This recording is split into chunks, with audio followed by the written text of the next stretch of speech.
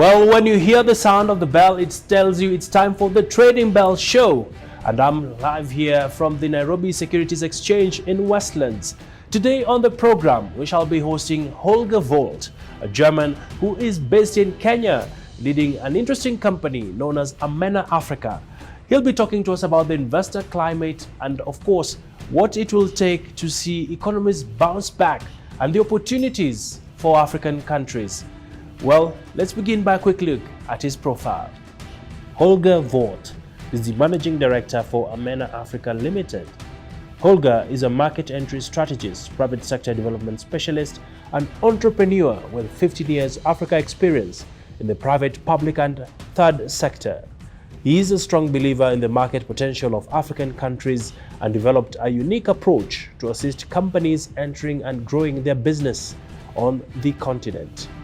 He founded AMENA Africa Limited, a market advisory firm headquartered in Nairobi, Kenya, with operations across Africa's key markets, Nigeria, South Africa, and Ghana. AMENA Africa primarily provides advisory and implementation support to international companies looking to expand or optimize their operations in Africa. He is a global citizen with German roots who managed to combine his passion for development and business with his enthusiasm for Africa's development. Well, many thanks for joining us, Mr. Vogt, on our show today. And quite an interesting time for African markets as well as for the continent at large when you look at the impact that the coronavirus pandemic has had on investment climate. Just begin by walking us through perhaps how has business been on your end? Thank you, Arina. Thank you so much for having me today. So business, I'd say, has actually been quite well. Of course, I think after the shock in March, every one of us had to really rethink what is going on. But I can testify that from our side, the corona pandemic actually has been a good thing because our core business is to support investors coming into the market, and hence they need local support due to restricted traveling, etc. We can see that the value we create on the ground has been even better than before. Interesting. Just walk us through briefly around what is the role of AMENA, and of course, how long have you been in the Kenyan market? Yeah, so AMENA Africa, we are basically a Pan-African market advisory firm headquartered here in Nairobi with subsidiaries across the continent. So I can fully testify that we are taking advantage of Kenya's prime investment destination. We've been in the market since 2015 in Kenya and since 2019 as a registered entity. We are growing by the day, as I mentioned earlier. And our prime focus is to support clients from their idea of going into a new market to the inception of their business model in the market. So the whole value chain of a market entry is what we support our clients with. All right. Of course, being in Kenya since 2015 to now, you've clearly had a really great experience of how the Kenyan markets are performing as well as the East African markets. Just give us a snapshot of, for instance, how has been the pipeline of business from your side? So we see a lot of growth in the construction sector, more in detail, more in the building construction sector. I mean, as you know, Kenya has a massive housing gap here. We have about 200,000 units that needs to be built every year. And so we see with the current conventional methods, it's quite a challenge to move the country forward. So construction is, of course, one of our key sectors that we're working in. At the same time, we are quite strong in the food and beverage sector. If you look into the topic of automation, Kenya is increasingly moving into automating its production facilities, which is, of course, an interest for foreign companies as well to tap into. And of course, if you look into the general value chain of agriculture produce, addition of value to products, that is something where our clients are quite strong at, quite interested in, and of course, where Kenya is offering really great opportunities here in the market. All right, very interesting analogy in regards to the different sectors that we are focusing on. And Mr. Vogt, remembering very well that Kenya recently presented its budget for the fiscal year 2021-2022, What opportunities do investors like AMENA see, especially now that you're seeing a whooping 3.6 trillion shilling budget that will be driving ambitious growth in some of the key sectors such as manufacturing, housing, food security, as well as healthcare? Yeah, absolutely. I mean, before I answer that, I mean, let me make a small statement. I think opportunity comes from the market, right? Unfortunately, in Kenya, it's still the fact that the government is the key spender, right? So looking into that, and that's why the fiscal budget, I think, comes in quite significantly. We'll have to look at where is Kenya spending its money. And if you look at the top two, where the fiscal budget is focusing on, it's the big four agenda. You mentioned manufacturing, affordable healthcare, food security, and affordable housing, with an astonishing 142 billion, right? And position two is the economic stimulus program with 23 billion. So you can see a big gap between the first sector that the government is spending on the second. So if you look at that from that perspective, particularly also from a foreign perspective, you want to make sure that you tap into that opportunity. And as I said, housing is a big opportunity overall. But I think when you look at fiscal budgets, the aim should be to stimulate the economy. Meaning, if we're now looking into affordable housing, what we're really looking at is to build the ecosystem around the affordable housing. We're not just looking at building a house. So think about if we manage to increase the amount of houses being built, we significantly also increase the demand for carpenters, for tailors, for everything within the value chain of building a house. So I think that's really where the opportunity lies, and the fiscal budget stimulates that in order for us all to be successful in the market. You raise a very important point that there's a lot of focus on the big four, and this is set to catapult Kenya's economy into a very ambitious one in the region. Perhaps looking at the bigger scale of things, how are we faring compared to other countries in East Africa when it comes to spending on this kind of ambitious projects? Yeah, so I think, of course, traditionally Kenya is at the forefront of economic development. However, what we saw in the recent 2 years is FDI actually decreased, I mean, everywhere in the continent, but in Kenya in particular as well. So we actually got out of the top 5 on the continent. So we lost the race against countries like Nigeria, Egypt, etc. However, if you look at what Kenya is planning to do, and we talked about the fiscal budget, Kenya is supposed to be the fastest growing economy on the continent when it comes to its construction and industry sector. So we're looking at a rate of 6.2%. So in that, we don't have any other country that is stronger than us here in the region. Of course, looking into our neighbors, Rwanda, of course, is always at the forefront when it comes to development, still a much smaller market. So what we see for sure is, and I think that trend will continue, is that if international firms are looking into the East African region, they first look into Kenya, and I think rightly so due to the market size that we are having. All right, quite interesting. And what are some of the existential risks that we are likely to face as an economy, considering we are literally in the eye of a political transition? Come next year, we'll be having the general elections. There's, of course, a lot of political noise also in the country as we push for the clamor for the change of the constitution.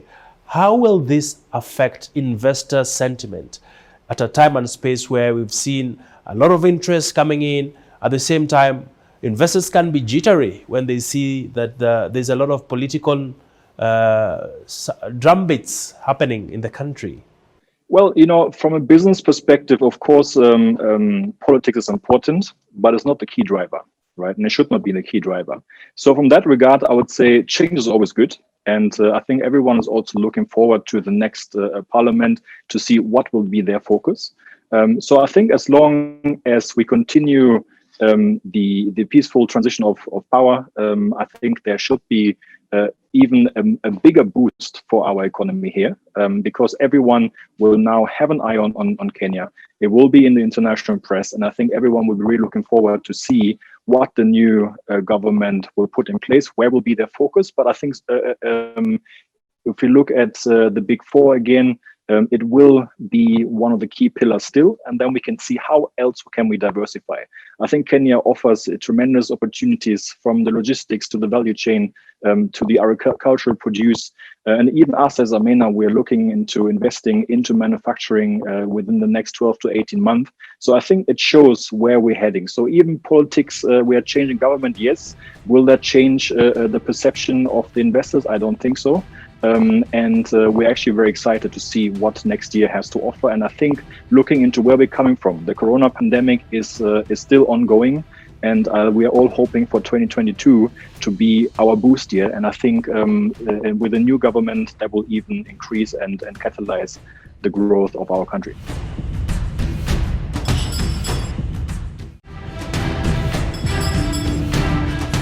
I like what you're saying there around 2022 will be one of our best years.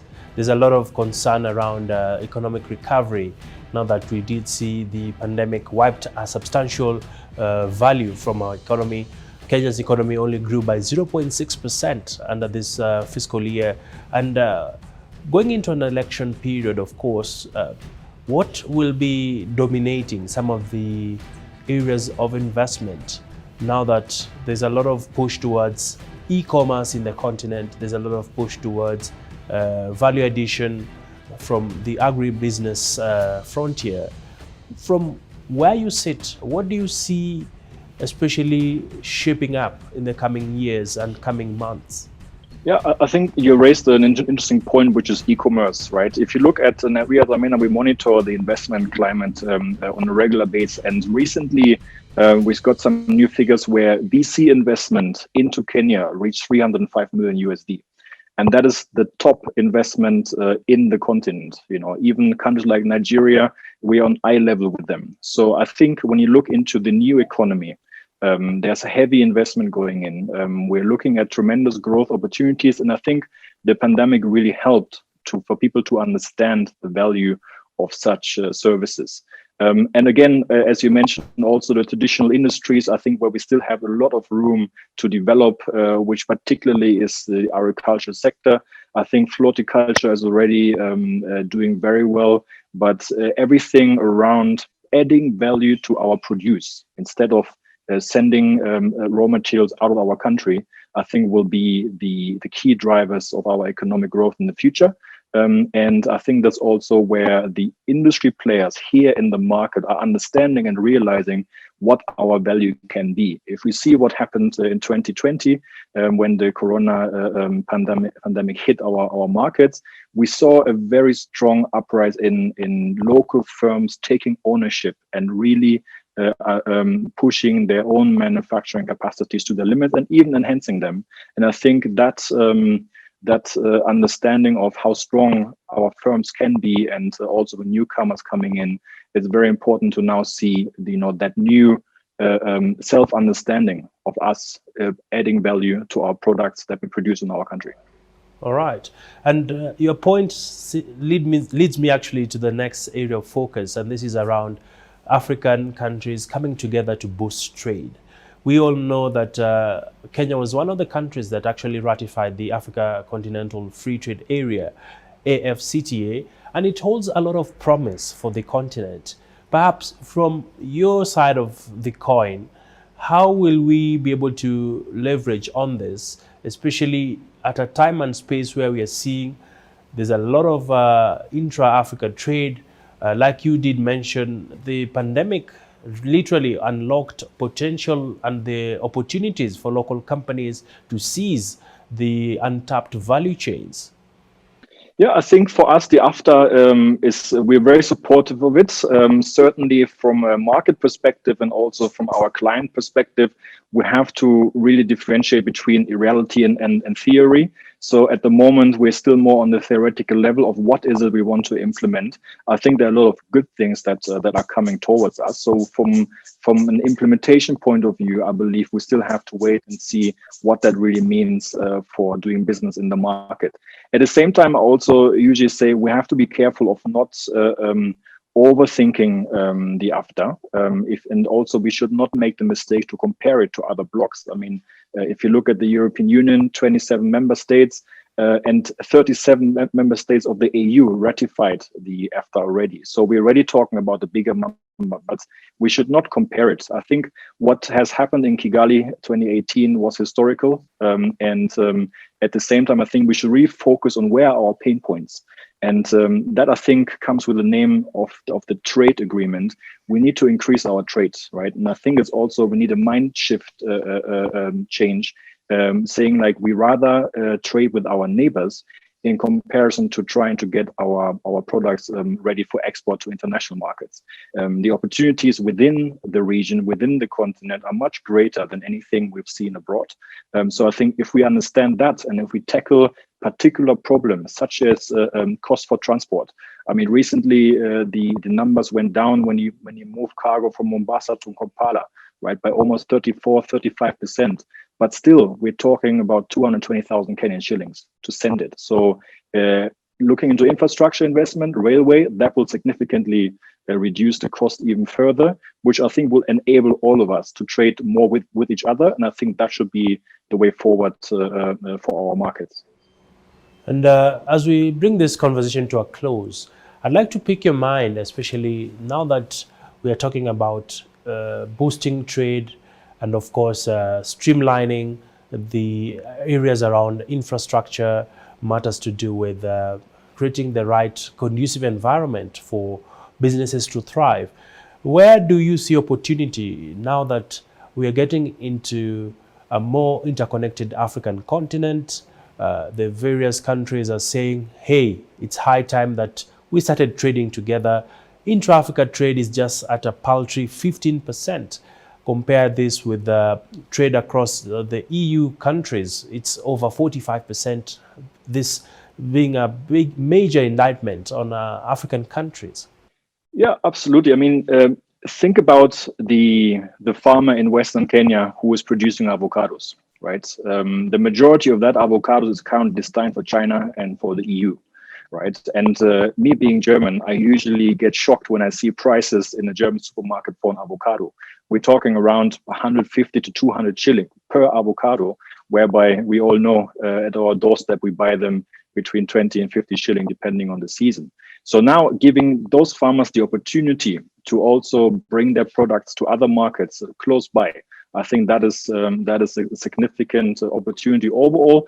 But also, I think when it comes to the world of business, moving across the continent, if we talk about aviation, if we talk about getting visas, etc., it cannot be that a Kenyan has to apply for a visa for South Africa. That's something I think the AFTA will look at a lot, where also I think just with small changes within the way we're currently operating and treating each other's countries will unlock a tremendous amount of opportunities in all different sectors. And of course, I think infrastructure is the key when it comes to enabling the economies. But if you look at the wealth of our countries when it comes to the raw materials, from the minerals up to the fruits and vegetables on our soils, I think that is really something where we will see a lot of changes on the continent.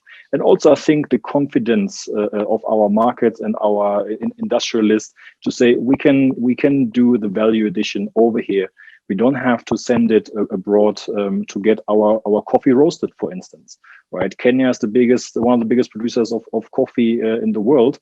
And yet we see all of our green beans going to Dubai in order to be distributed to the rest of the world. That should not be the case. And I think the AFTA and also the changes within the economies will have an impact on that mind shift change within our economies and our industrialized world. All right. And let's get your parting shot, especially now for AMENA. What will be topping your agenda into this new financial year? Of course, a lot of expectations when it comes to growing the cake.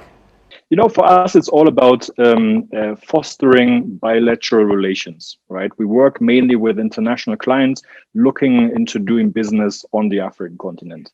And therefore, our role is very important, I would say, when it comes to connecting the two, because Unfortunately, in the international world, there's still a lot of misconception about what is really possible on the continent.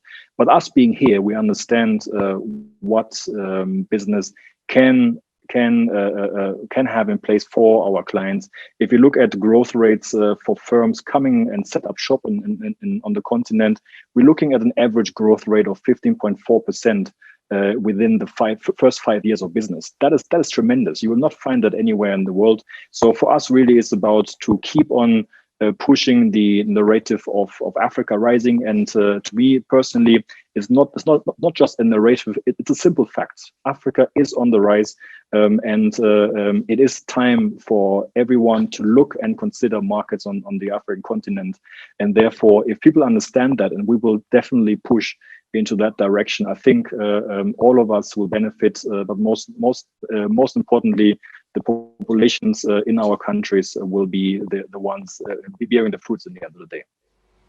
All right, many thanks, Dad. Mr. Holger Vogt, who is the CEO of AMENA, just giving us some perspectives around how the continent is ripe for investment. And he's quite optimistic that the recovery of the economies, especially Kenya, is well on course, and the investment climate can only get better. Well, when we go back to Berlin, we will say Danke schön, where we say thank you for being with us. Well, that's why we want to wrap up the show for today. My name is Abi Agina. Thank you for your valued company. And remember to always engage with us on our social media handles appearing at the bottom end of the screen. Until next time, keep safe. We leave you with the market analysis.